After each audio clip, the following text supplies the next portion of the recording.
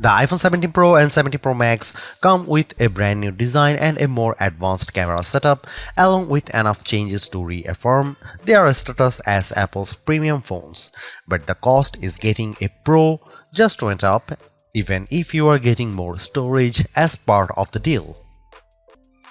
Call it a long overdue makeover, as the iPhone 17 Pro and 17 Pro Max's design are dramatically different from recent iPhones. This is due to the two-toned color design that Apple has gone with, along with ditching the titanium frame for an aluminum one.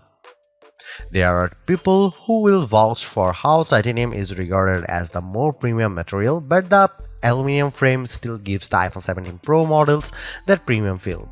Apple is using ceramic shield for the back casing, which is part of the reason why it looks like it has two slightly different colors. At the same time, there is much more sizable camera cutout that extends side to side and protrudes outward. I have always enjoyed the square cutout of the Pro's cameras, so this one's going to take time getting acquainted with. Apart from their size differences, there is nothing terribly different from the way of the iPhone 17 Pro and 17 Pro Max look. They still have the camera control button, USB-C port, and action buttons from before.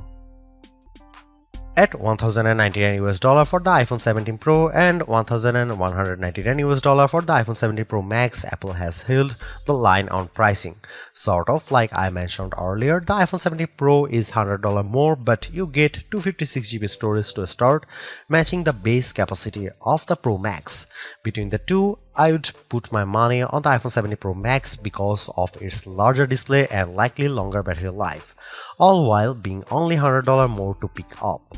The Pro looks almost cute by comparison, but it is certainly capable for a phone of its size.